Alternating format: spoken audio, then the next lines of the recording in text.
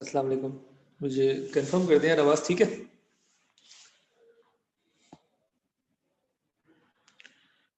जी sir, सही है। ठीक है, थैंक यू। ओके, तो सही है, वेक्टर शुरू करते हैं, आगे बढ़ते हैं।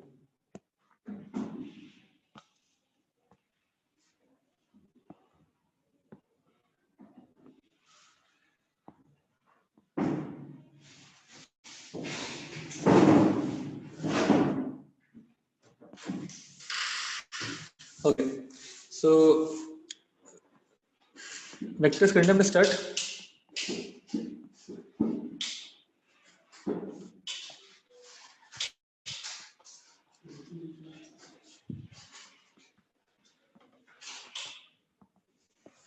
ये जो आपने ओ लेवल में वेक्टर्स पढ़ा, मतलब बेसिक्स तो वही वाली यूज होंगी, उससे हम पहले स्टार्ट करेंगे आगे। अच्छा, वेक्टर हमारे लिए बेसिकली दो चीज़ें, magnitude and direction. Magnitude and direction.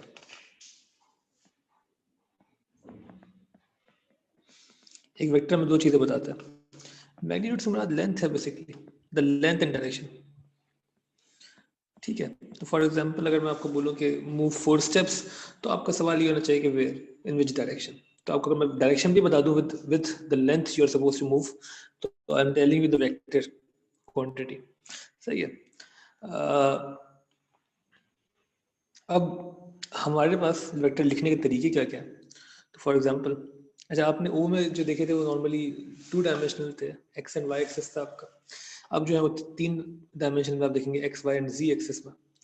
For example जो वेक्टर होगा आपके पास वो इस फॉर्म में होगा, O A would be equal to 1 2 3 for example. और 1 2 3 को लिखने का तरीका एक तो यही है, दिस मैट्रिक्स फॉर्म, या आप ये भी लिख सकते हैं कि O A is basically equal to 1i plus 2j plus 3k। एक तो बेसिक फॉर्म है ऑफ राइटिंग वेक्टर्स, तो एक तो ये फॉर्म पता होनी चाहिए। और ओ ए इस डायरेक्शन का मतलब क्या है कि we are moving from O to A, from O to A. इसका बेसिकली मतलब ये होता है कि अगर ओ से ए जाना है तो move 1 unit in the direction of I. अब आई जो है वो बेसिकली एक्स एक्सिस की ही एक रिप्लेसमेंट है, ये समझ लें आपका आई है, ये आपका जे है जो वाई एक्सिस है, आई एन जे। अब के जो जेड एक्सिस है वो उसको कुछ एक डिफरेंट एक्सिस है जो कि हमें थर्ड डायमेंशन में होता है, जो कि हम यहाँ ऑब्वियसली प्रोड्यूस नहीं कर सकते क्योंकि हम एक 2 डायमेंशनल स्क्रीन देख रहे हैं। ठीक है, लेकिन जैसे फॉर एग्जांपल जो आपके क्यूब होते हैं जो कि 3 डायमेंशनल दिखते हैं आपको कुछ हद तक,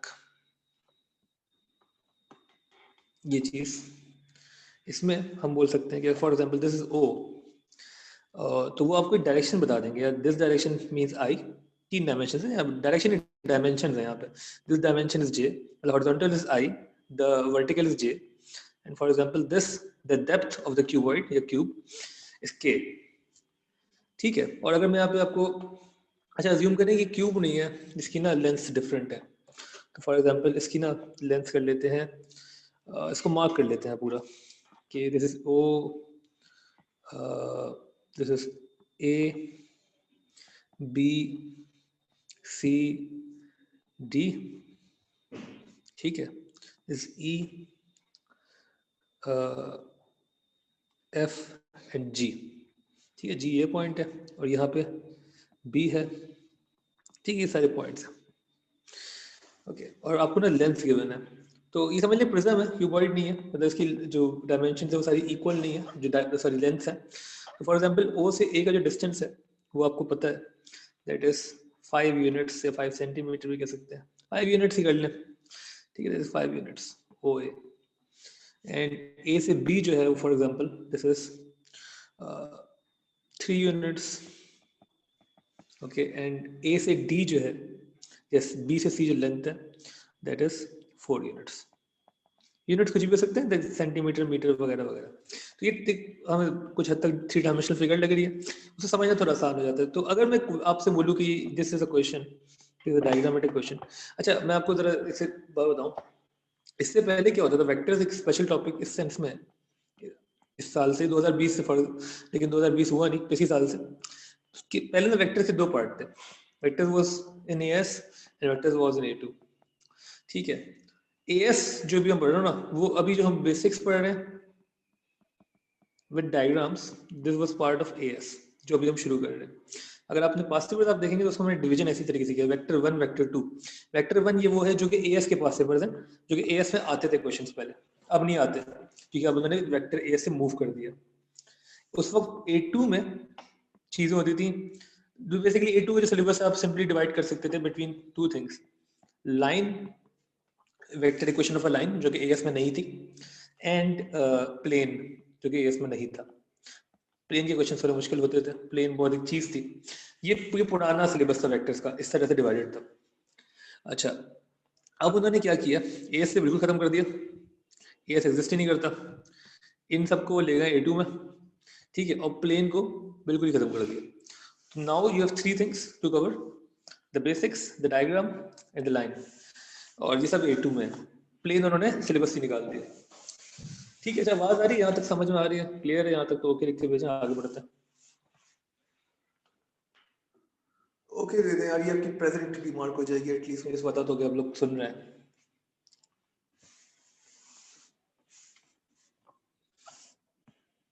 और कंफ्यूजन है तो पूछ भी लें please.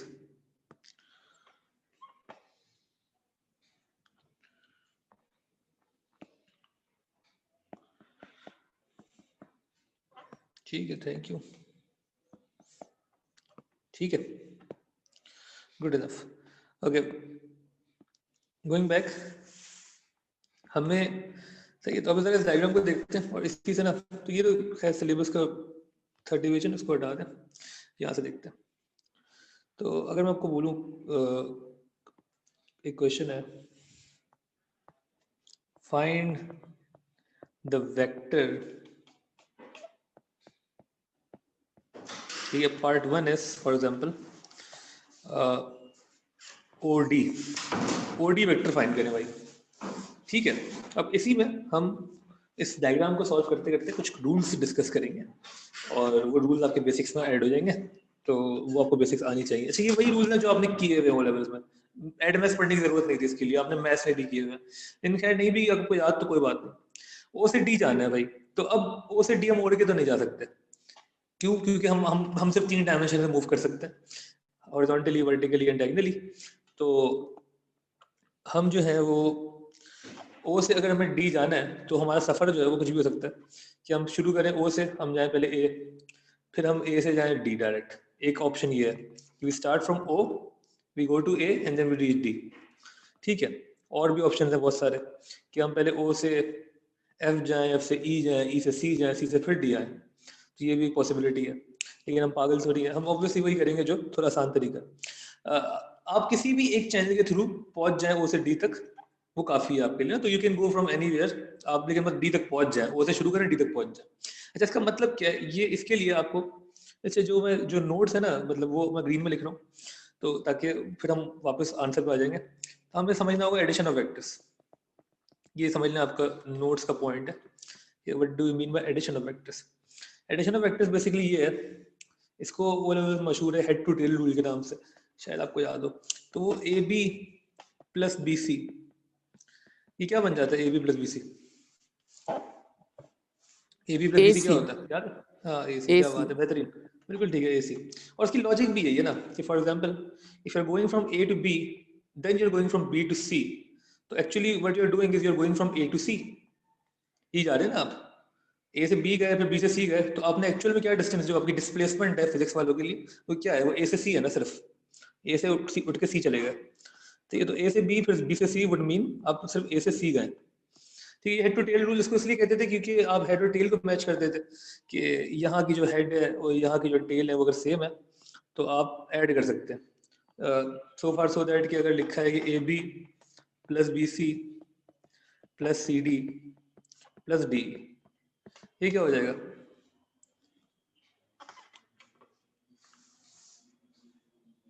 A B plus B C plus C D plus D, AE A, A, बिल्कुल ठीक है, बेहतरीन। ठीक है ना, उसमें आपने सिर्फ इसकी एक चीज़ का ख्याल रखना है कि भाई ये जो हेड है किसी भी वेक्टर का, उसकी जो टेल है वो कॉमन है, हेड और टेल कॉमन है तो आप ऐड कर सकते हैं। ठीक है, तो यूजिंग दिस रूल, एक तो ये हम पहला रूल पढ़ लिया एडिशन ऑफ वेक्टर्स। ठीक है, हमारे पार्ट में कोई ना कोई रूल होपफुली पढ़ते रहेंगे और जब भी जरूरत आती रहेगी। तो करते हैं, ओ से डी जाना है भाई, ओ से डी जाना है तो इसका आंसर क्या होगा? If you want to go from O to D, that would mean कि हम उड़ के नहीं जाएंगे, हम कहाँ से कहाँ जाएंगे? हम पहले ओ से कहाँ जाएं? ओ से हम एफ जा सकते हैं और फिर एफ से डी जाएं, एक ऑप्शन ये है। दूसरा ऑप्शन क्या है कि हम ओ से ए जाएं पहले और फिर ए से डी जाएं। तो आप कुछ भी कर लें, ओ ए प्लस ए डी कर देते फॉर एग्जाम्पल। आप किसी और तरीके से भी जाते तो सेम ही आंसर आता, your final answer, your final resultant vector जो होगा वो एग्जैक्टली सेम ही होगा। तो ओ से ए और ए से डी, ओ से ए क्या क्या डिस्टेंस है भाई? ओ से ए कैसे लिखेंगे? ओ से ए जाने में हमने क्या ट्रेवल किया? 5 units. 5 units in the direction of I j। OA. नहीं, in the direction of I j या k, डायरेक्शन डायमेंशन 3 है हमारे पास। I 5i, ठीक है। और A से D जाते वक्त हमने क्या ट्रेवल किया? 4J. 4J। J. ये बात सबको समझ में आ रही है लिटरली? और 5i plus 4j is your answer, बस खत्म। O से D का मतलब क्या है? 5i प्लस 4j, बस रुक गए। ये चीज समझ में आई तो प्लीज ओके लिख के भेज दें, कोई कंफ्यूजन है पूछ ले।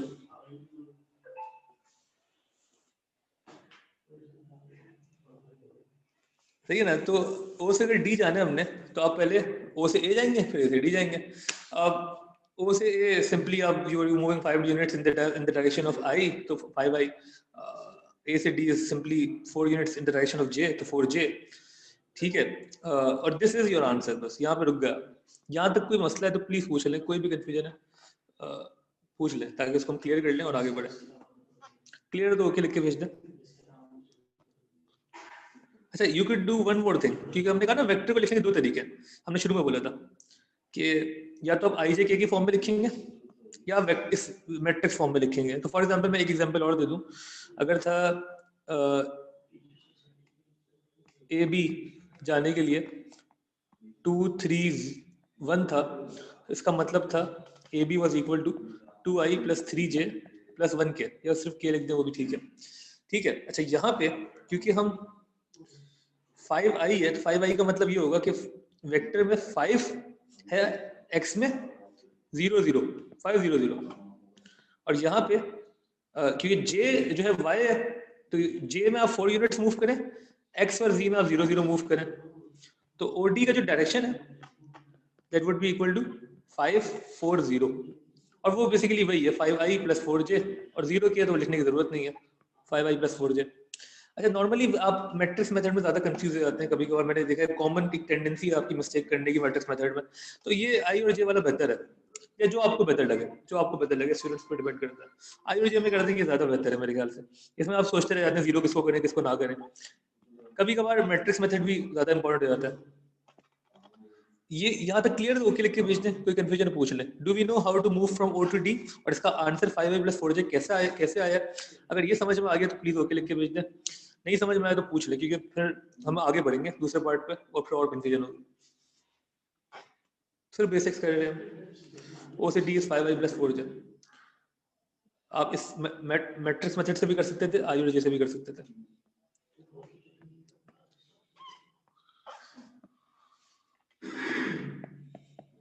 ठीक है, थैंक यू।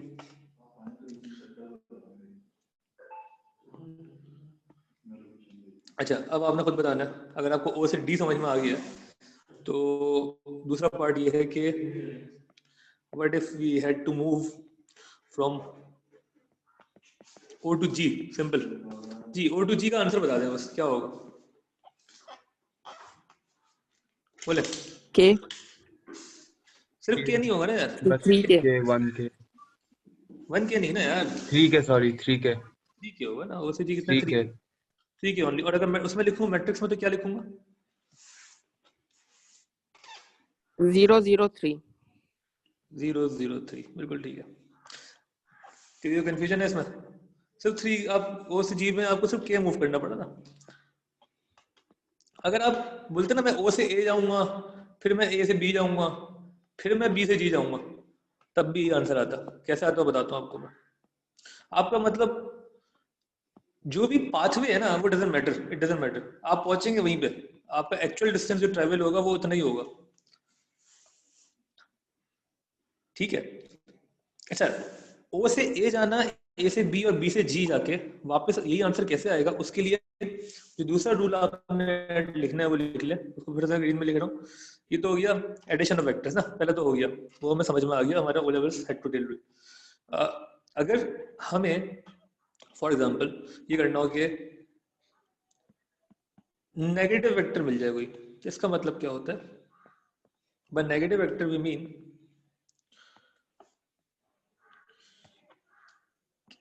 ए से बी जाना is basically equal to B से ए जाना, just with a negative sign. A से बी जाए या बी से ए जाए एक ही बात है, बस इस साइन नेगेटिव कर दे, क्योंकि ऑब्वियसली ऑपोजिट हो गया ना, अब वापस आ गए। ए से बी और बी से ए जो है वो रिटर्न हो गया ना, तो मतलब C A would be equal to negative A C, या O A would be equal to negative A O. अगर डायरेक्शन चेंज करना है तो एक साइन बस आप वो है नेगेटिव का लगा दें। यहाँ तक बात समझ में आई है? नेगेटिव वेक्टर्स इसको भी ऐड कर ले। और अगर नेगेटिव वेक्टर समझ में आ गया तो ओजी के लिए अगर हम बोलें कि we wanted to travel O G में, we wanted to travel from O to A first, then A to B, then B to G, O to A to B, then B to G. ठीक है। ओ ए कितना है बेटा? ओ ए बताओ कितना? 5i 5i, बिल्कुल ठीक है। ए बी कितना है? 3k 3k, बिल्कुल ठीक है। अब बी जी कितना है? ये -5i इंपॉर्टेंट है। साथ तुम थोड़ा रुक जाओ ना, साथ साथ नाम है ना तुम्हारा सलमान, सलमान थोड़ा रुक जाओ ना, बाकी को भी बोल रहे हो। थैंक यू तुम बोलते हो भाई, क्लास थोड़ी लाइवली रहती है और थोड़ा सा मुझे भी अच्छा लगता है कि कोई जवाब दे रहा है, और बाकी लोग भी अगर जवाब दें, I will really appreciate this. Audio में बोलने से यार थोड़ा बेहतर रहता है ना, मुझे बार बार चैट में जाना ना मुश्किल लगता है। जिस तरीके से हम जाते हैं बड़ा, देखिए ना यहाँ पे आ रही है चैट कुछ। ठीक है, ठीक है, सही है भाई। तो ऑडियो में बोल दिया करो तो वो बेहतर रहता है।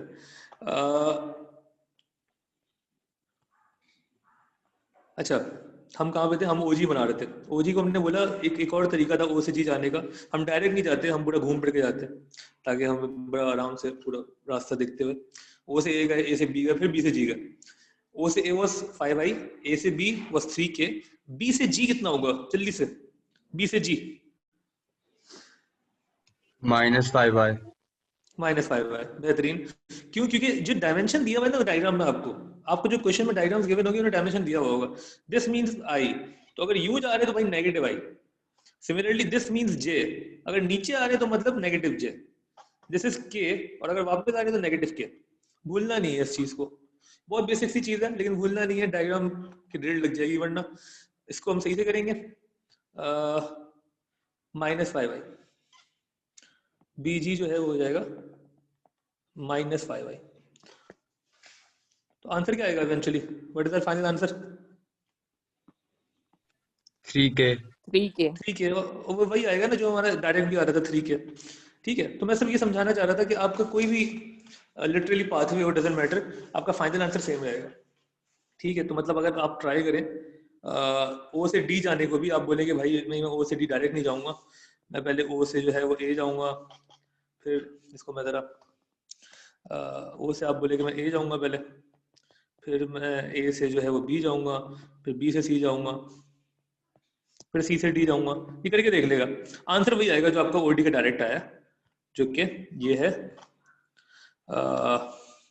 5i+4 जो सही है। इसको मैं बार बार रिपीट इसलिए कर रहा हूँ, शायद कुछ लोगों को लगे ये बहुत सिंपल सी बात है और बिला वजह उसको स्ट्रेस कर दे रहे हैं। ये बहुत इंपॉर्टेंट है, अभी आपको अंदाजा नहीं हो रहा है। यही सब कुछ आपके डायग्राम के क्वेश्चन इसके बगैर नहीं होंगे अगर आपको ये चीज समझ में नहीं आ रही। ठीक है, ये क्लियर है? ओके लिख के भेज दें, कोई कंफ्यूजन है पूछ लें।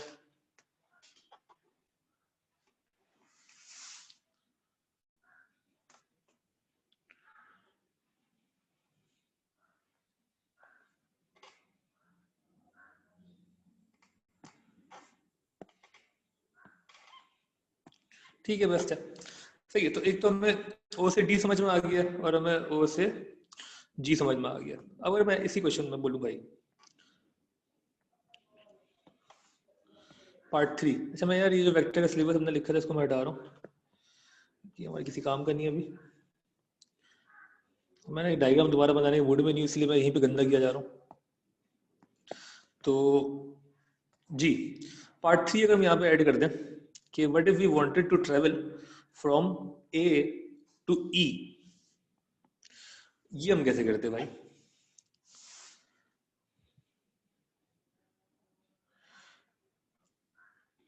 अच्छा ए ई ना करें, ए ई से बेहतर है कि ना आप करें ए एफ कर लें, पहले ए एफ कर लें, फिर मैं आपको बताता हूँ।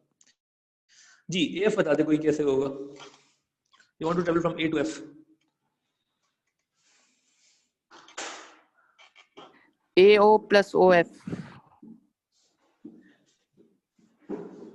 ठीक है, एक ये रास्ता भी है, ये थोड़ा बेहतर रास्ता लग भी रहा है। क्या बोला आपने? A O plus OF. O F, ठीक है। और अगर मैं क्या हो जाएगा ए ओ प्लस ओ एफ, ए ओ कितना? -5I. -5I -5i, बेहतरीन, -5i, बिल्कुल ठीक है। और ओ एफ कितना?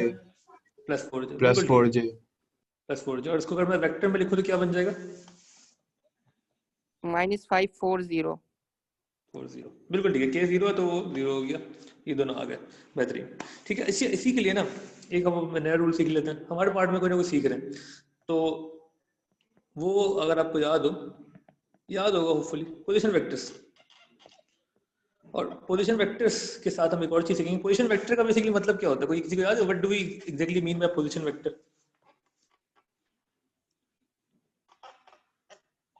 क्या होते थे पोजीशन वेक्टर?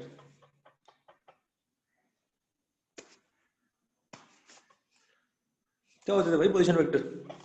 सर जिसका O से वो ताल्लुक, हाँ O से सर एक बिल्कुल। पॉइंट है वो फिक्स्ड रहता था। नहीं नहीं नहीं नहीं नहीं नहीं, To locate a vector with respect to its position from the origin. बेहतरीन, बिल्कुल ठीक है, बिल्कुल ठीक है, विद रिस्पेक्ट टू ओरिजिन। तो जब हम बात करते हैं पोजीशन वेक्टर की तो we say vectors with respect to origin. तो मतलब के for example O A is a position vector because with respect to origin देख रहे हैं हम। Similarly O C is a position vector, O D, O E या जो भी है विद रिस्पेक्ट टू ओरिजिन जिसको भी हम देख रहे हो पोजीशन वेक्टर ऑफ ए बन जाएगा। तो क्वेश्चन ने अगर बोला है, जैसे क्वेश्चन की वर्डिंग होती है कभी कभार कि, या इसको मैं यहाँ पे कर लेता हूँ, क्वेश्चन की वर्डिंग है कि भाई the position vector of A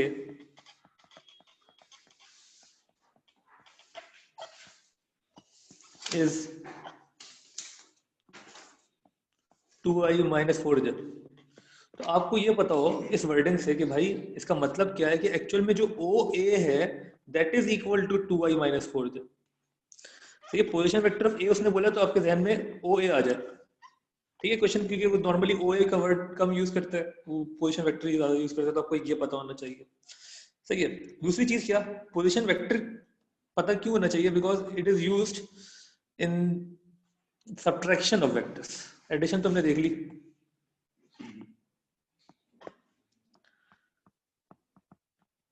subtraction of vectors, ठीक है। सब्ट्रैक्शन ऑफ वेक्टर्स क्या मुराद है? इसके लिए हमें एक सिंपल रूल है, वो आप याद कर लेगा, आपको पता ही होगा, वो ओ लेवल में देखा है आपने। तो वो क्या था कि A B is basically equal to, क्योंकि हम सब्ट्रैक्शन करते हैं with respect to the origin, तो ए बी बन जाता है ओ बी माइनस ओ ए। इसको हम प्रूव भी कर लेते हैं क्यों होगा, इन खैर। सिमिलरली ए सी क्या बन जाएगा? ओ सी माइनस ओ ए। जल्दी से बता दो कि अगर मैं बोलूँ कि सी डी लिखा है, सी डी को हम ब्रेक कर सकते हैं इनटू इट्स पोजीशन वेक्टर्स किस तरीके से? सी डी क्या होगा? OD - OC. और डी माइनस ओ सी, बिल्कुल ठीक है, सही है ना। और अगर लिखा है जे के फॉर एग्जाम्पल तो that would be equal to O K minus O J. Okay, कोई कंफ्यूजन है इसमें? ठीक है ना। अच्छा उसकी लॉजिक भी वही है, उसकी लॉजिक भी वही है कि जो आपकी एडिशन थी, जैसे कि C D was basically equal to O D minus O C. तो अगर आप इसको अगर जरा सा देखें तो सी डी जो है वो ओ डी माइनस ओ सी है। तो अगर मैं ओ सी को सब्जेक्ट बनाऊं तो ओ सी वुड बी इक्वल टू नहीं ओ डी को अगर मैं सब्जेक्ट बनाऊं, सॉरी, अगर मैं ओ डी को सब्जेक्ट बनाऊं यहाँ पे तो O D could be written as O C, वहां चले जाएगा प्लस सी डी। फिर ये वही हेड टू टेल रूल के लिहाज से फुलफिल हो जाएगी ना, O C plus C D is equal to O D. तो वही हेड टू टेल रूल ही है, लेकिन हम इसी से एक नया रूल निकाल लेते हैं कि ओ सी को वहां भेज के सी डी को हम ब्रेक कर लेते हैं एज ओ डी माइनस ओ सी। ठीक है ना, तो ये चीज यहीं से आ रही है, हेड टू टेल रूल से ही आ रही है।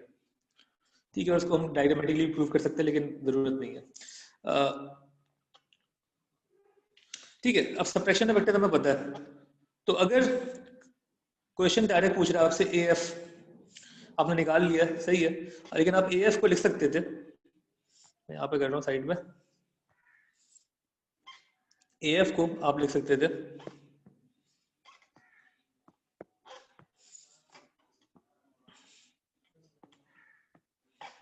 As O F minus O ए।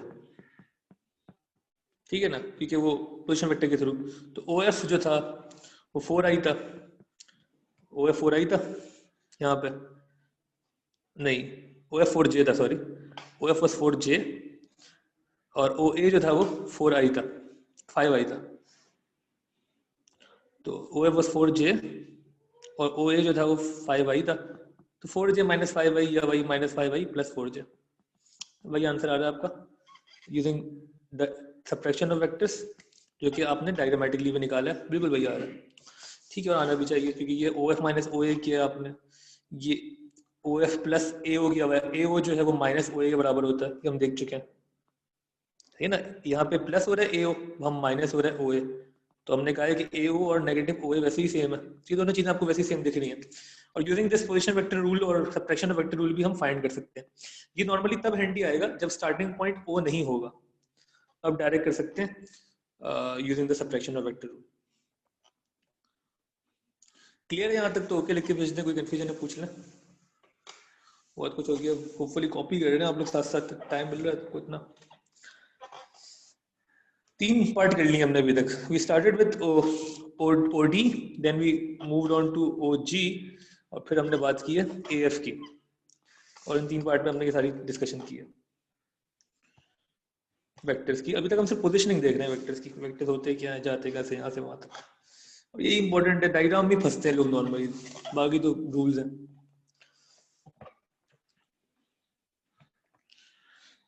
क्लियर है यहाँ तक? तो ओके, कोई कंफ्यूजन है पूछ लें। ठीक है, ओके, तो आ रहे हैं।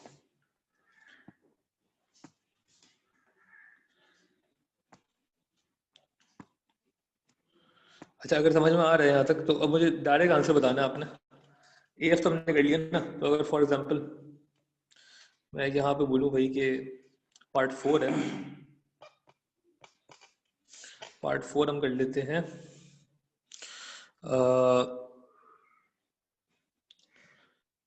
जीए। जीए कैसे आएगा? जीए कैसे होगा भाई? ओ जी ए का डायरेक्शन क्या? माइनस ओ जी। ओ ए माइनस ओ जी, बिल्कुल ठीक। और ओ ए हमें पता है कितना है, ओ एस 5i, ठीक है ना, ओ ए कितना है 5i, और ओ जी कितना है, ओ जी कितना है बताओ भाई, ओ जी कितना है?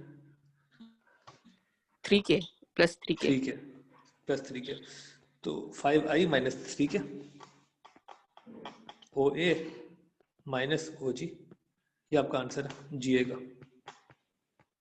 जीए भाई, कोई कंफ्यूजन है यहाँ तक? ठीक हो गया? इस डायग्राम को मैं दोबारा बना रहा हूँ ताकि हम फिर हम आगे की चीजें पढ़ेंगे। यहाँ पे जीए तो ठीक है ना, कोई कंफ्यूजन हो प्लीज पूछ लिया करो, रोक लिया करो, खुद ही पूछ लिया करो। ठीक है, जीए हमने बिल्कुल वैसे ही किया जैसे हमने एएफ किया था, using the position vector rule, subtraction of vectors. इस डायग्राम को मैं एक बार और दिखा रहा हूँ। ये है आपकी,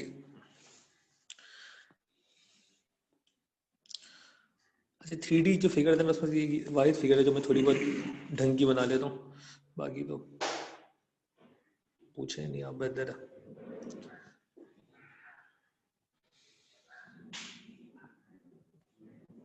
ठीक है प्रॉपर 3 डायमेंशन लगे अगर इसके तो 13 सा क्यूब है हमारा।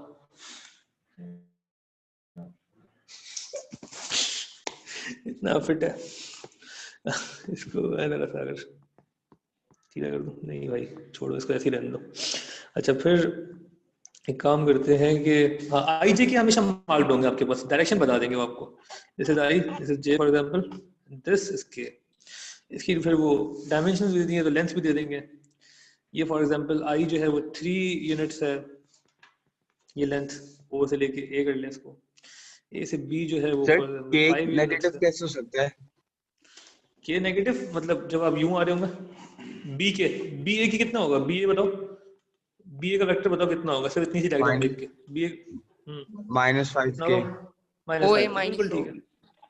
अबे नहीं भाई जब डायरेक्ट चले जाओ ना, चलो हाँ ओ ए माइनस ओ बी भी कर लो यार, ओ ए माइनस ओ बी भी कर लो, लेकिन ओ ए माइनस ओ बी के लिए तुम्हें पहले ओ ए तो पता है डायरेक्ट, ओ ए कितना 3, अब ओ बी निकालने के लिए तुम फिर ओ ए प्लस ए बी करोगे, उससे बेहतर नहीं बी ए डायरेक्ट कर लो अभी, ठीक है ना, सही है ना, समझ में आ रही है बात, लेकिन कर सकते हैं आप, आंसर वही आएगा, आप घूम फिर के भी आए तो आंसर वही आएगा। तो बी सी डी हो गया, इसको हमने ई एफ और जी, सही है। तो ये जो है बी से सी जो हम जा रहे हैं इसको हम कर लेते हैं 4 यूनिट्स फॉर एग्जांपल, ठीक है, तो वही क्वेश्चन है, उसके डिफरेंट पार्ट्स कर रहे हैं हम। तो फॉर एग्जांपल अगर मैं बोलूं कि भाई बी और सी के बीच में ना एक पॉइंट है, पॉइंट एम, और क्वेश्चन ने बोल दिया भाई कि जो एम है is the mid point, mid point भाई इजी हो जाओ तुम, इजी हो जाओ, M is the mid point of BC, ठीक है, M is the mid point of BC, और हमें क्वेश्चन ने पूछा है भाई कि you have to go from A to M, A to M जाना है, कैसे करेंगे?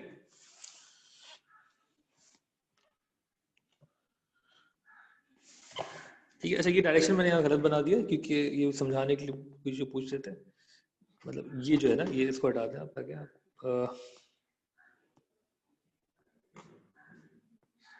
ठीक है, तो हम डायमेंशन से ये बता रहे हैं, आई इस साइड पे है, जे के साइड पे, के साइड पे, तो इनके नेगेटिव भी आपको पता हो कैसे होंगे, ठीक है ना। तो मतलब अगर यू हम आ रहे थे तो दिस वाज नेगेटिव के, ठीक है,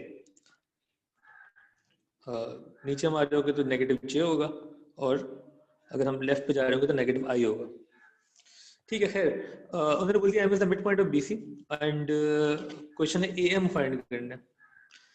जी ए एम कैसे फाइंड करेंगे?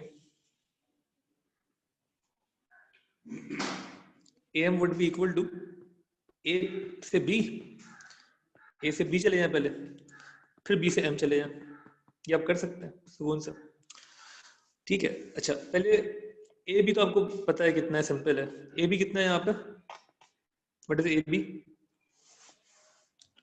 लिख के बता दिया करो यार कम से कम, अगर बोल नहीं रहे। 5 के 5 के प्लस 2 जो बोल दिया, ठीक है 5 के, तुम राफे तुम इसी वक्त आते हो, 5 5 के जो है वो हमारा ए बी है, ठीक है, प्लस बी एम। अच्छा अब बी एम जो है ना उसके लिए सोचना होगा, B M is the mid point of B C, ठीक है, तो बी एम मिड पॉइंट जब होता है उसका उसका आप क्या करते हैं, आप बोलते हैं भाई B M is basically half of B C. B C क्या था भाई, बी सी कितने यूनिट्स था, 4J 4J था, तो बी एम कितना होगा, half of 4J which would be 2J, 2J, ठीक है, तो this would be 5K plus 2J, ठीक है, सिंपल है यहाँ तक, कोई कंफ्यूजन, ओके, ठीक है। तो ये हो गई चीजें, फिर वो इसी में और छेड़खानी करेगा आपके साथ, लेकिन यू गेट द आइडिया कि डायग्राम किस तरीके से होती है और क्वेश्चन किस तरीके से आते हैं। एक ये कैटेगरी क्वेश्चन की, इसके हम पास क्वेश्चन देखेंगे नेक्स्ट क्लास में इंशाल्लाह। तो एक तो ये बेसिक हो गई, इसके अलावा जो हमें चीजें पता होनी चाहिए उनको देखते हैं। हमें अब 2-3 चीजें पता है। हमें क्या क्या पता है, मैं जरा रिवाइज कर रहा हूँ। हमें एक तो खैर पूरी कैटेगरी पता है क्वेश्चंस की, वो क्या होती है, डायग्राम वाले क्वेश्चंस होते हैं, वो हमने स्टार्ट भी कर दिए। ठीक है, उसकी एग्जांपल देख लिए, पास कर लेंगे इंशाल्लाह। तो उसमें हमने एडिशन ऑफ वेक्टर सीख लिया हमने। ठीक है, हमने पोजीशन वेक्टर क्या होता है ये देख लिया। हमें पता है कि नेगेटिव वेक्टर्स क्या होते हैं। सही है, ए से बी जा रहे हैं तो नेगेटिव क्या होगा, उसका बी से ए आना। ठीक है, और हमें ये पता है कि सब्ट्रैक्शन ऑफ वेक्टर्स क्या होती है, और हम डायग्राम की क्वेश्चन की बेसिक समझ गए। मिड पॉइंट भी अगर गिवन हो तो हम क्वेश्चन सॉल्व कर लेंगे इंशाल्लाह। ठीक है, नेक्स्ट हमें क्या पता होना चाहिए? हमें एक चीज पता होनी चाहिए जो कि magnitude of a vector.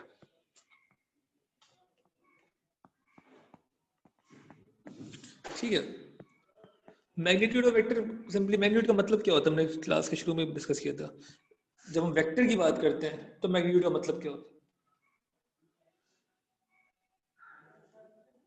Length. Length, हाँ सिर्फ लेंथ। ठीक है, और जब 2 डायमेंशन में ना ये समझना थोड़ा आसान है, कि मैं पहले 2 डायमेंशन में समझा दूं। फॉर एग्जाम्पल हमारे 2 ही डायमेंशन हो, आई और जे। ठीक है, तो और हम बोले भाई कि हम ओ से ए गए, लेकिन ओ से ए जाने के लिए हमने बहुत मेहनत की है। हमने क्या मेहनत की है कि हमने पहले we moved 1, 2 and 3 units in i, फिर यहाँ तक हम पहुंचे, then we moved 1 and 2 units in j. तो हम ओ से ए जो गए हैं वो हमने 3 यूनिट यहाँ मूव किया, फिर 2 यूनिट यहाँ मूव किया, this is our whole vector. ठीक है, यहाँ तक हम पहुंचे। लेकिन अगर मैं आपसे बोलूं कि आपने डिस्टेंस कितना ट्रेवल किया, तो भाई फिजिक्स की जबान में डिस्प्लेसमेंट कितनी ट्रेवल किया, what is the actual length you have travelled, तो वो आपका ये डिस्टेंस है, the shortest distance, this distance O से ए। अब ओ से पहले आप फॉर एग्जांपल बी गए और फिर बी से ए गए, तो ओ बी में यू मूव 3 यूनिट्स, बी से A you move 2 units, 3 and 2। ठीक है, तो लेकिन मैं बोलूं what was the actual length you travelled, what was the displacement total O से ए का शॉर्टेस्ट डिस्टेंस क्या है, तो वो कैसे निकालेंगे भाई, कैसे निकालेंगे? Sir Pythagoras theorem. पाइथागोरस, बिल्कुल ठीक है। वो कैसे होगा, अगर मैं इसको x बोल दूं फॉर एग्जांपल, तो that would be x would be equal to 2 का स्क्वायर प्लस 3 का स्क्वायर का अंडर रूट, ऐसे ही होगा ना। 4 + 9 √13, √13 लेंथ है इसकी। ठीक है, तो यही करना है हमने, ओ से ए की लेंथ निकालनी है, मैग्नीट्यूड निकालना है। उसका फॉर्मूला भी आपके समझ में आ गया होगा। तो ए बी का मैग्नीट्यूड, अच्छा मैग्नीट्यूड लिखते हैं नॉर्मली इस तरीके से आपके सिलेबस में, ए बी के साथ मॉडुलस बना हुआ होगा, तो मतलब ए बी का मैग्नीट्यूड, ए बी की लेंथ का जो फॉर्मूला है that is equal to under root of x square plus y square. X में कितने गए उसका स्क्वायर, प्लस वाई में कितने, यही है ना, x square plus y square का अंडर रूट किया। लेकिन क्योंकि यहाँ पे तीसरा डायमेंशन भी है तो हम जी स्क्वायर भी कर देंगे, x square plus y square plus z square का अंडर रूट हम कर देंगे, तो हमें मैग्नीट्यूड मिल जाएगा of the vector A B. तो इसकी जल्दी से एग्जांपल कर लेते हैं ताकि आप आंसर बता दें। एग्जांपल, अगर ए से बी जो वेक्टर है that is 2i plus 1j minus 3k, इसका मैग्नीट्यूड क्या होगा, जल्दी से बता दे भाई। Under root 2 square plus 1 square, अच्छा माइनस डजंट मैटर क्योंकि उसको वेरी हो जाएगा, लेकिन हमने लिख दिया जब भी, उसको प्लस 3 स्क्वायर भी कर देते तो एक ही बात है जी। क्या आ जाएगा, अंडर रूट ऑफ, जल्दी यार। सर ये ए बी का आपने अपनी तरफ से सपोज किया है। हाँ अपनी तरफ से ए बी, नया ए बी लिया, एग्जांपल लिया ना एग्जांपल जी। इसका मैग्नीट्यूड कितना होगा, डी कहां से आया? थर्ड 14, हाँ ठीक है, under root 14 which is basically equal to, decimal value भी है इसकी, क्या होगी 3.74। ठीक है, थैंक यू, सही है। तो ये हमारी लेंथ आ गई है। ठीक है, अच्छा तो हमें मैग्नीट्यूड पता है। एक लास्ट चीज हम पढ़ेंगे, मैं क्लास खत्म करेंगे, जिसे हम कहते हैं यूनिट वेक्टर।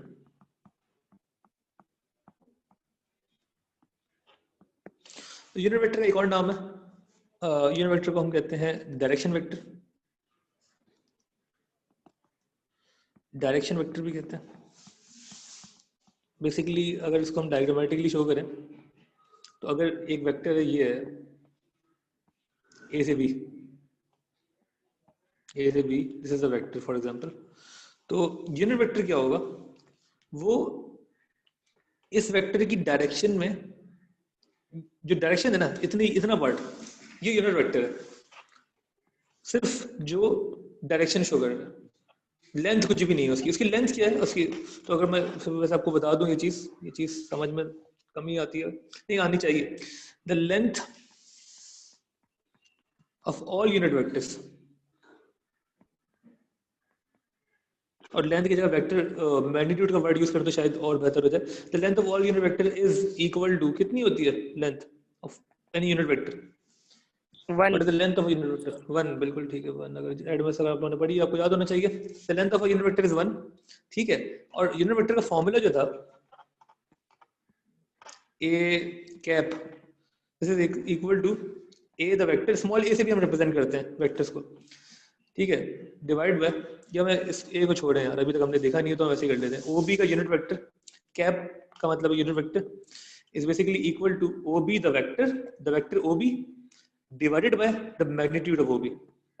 वेक्टर को डिवाइड करते हैं उसके मैग्नीट्यूड से, तो आपको मिल जाएगा यूनिट वेक्टर।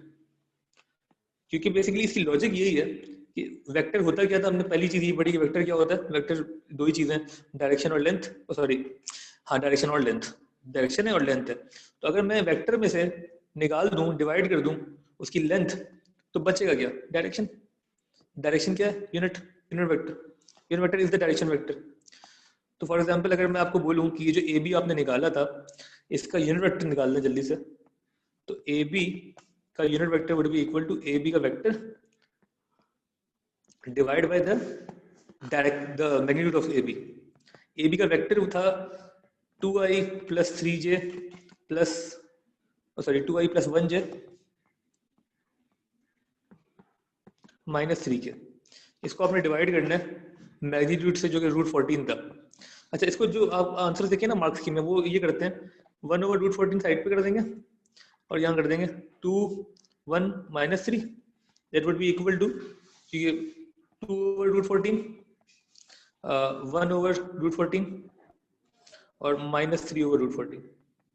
तो this is basically the answer for the unit vector of A B. इसका फॉर्मूला है the vector divide by its magnitude. यहाँ पे हम इसको खत्म करेंगे। अच्छा, अगर आपको थोड़ा सा इंटरेस्ट हो तो कोशिश करिएगा कि इसका आप लेंथ निकालें, इसकी मैग्नीट्यूड फाइंड करें, वो 1 ही आएगी, डेफिनेटली 1 आएगी, ठीक है ना, क्योंकि हमने पहले डिसाइड कर लिया कि length of the unit vector is equal to 1।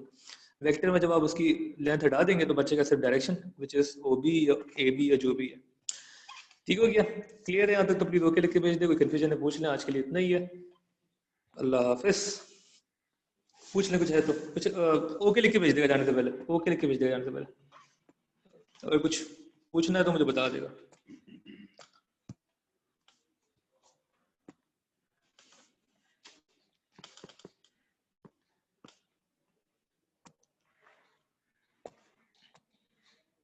ठीक है, thank you, okay, Allah Hafiz.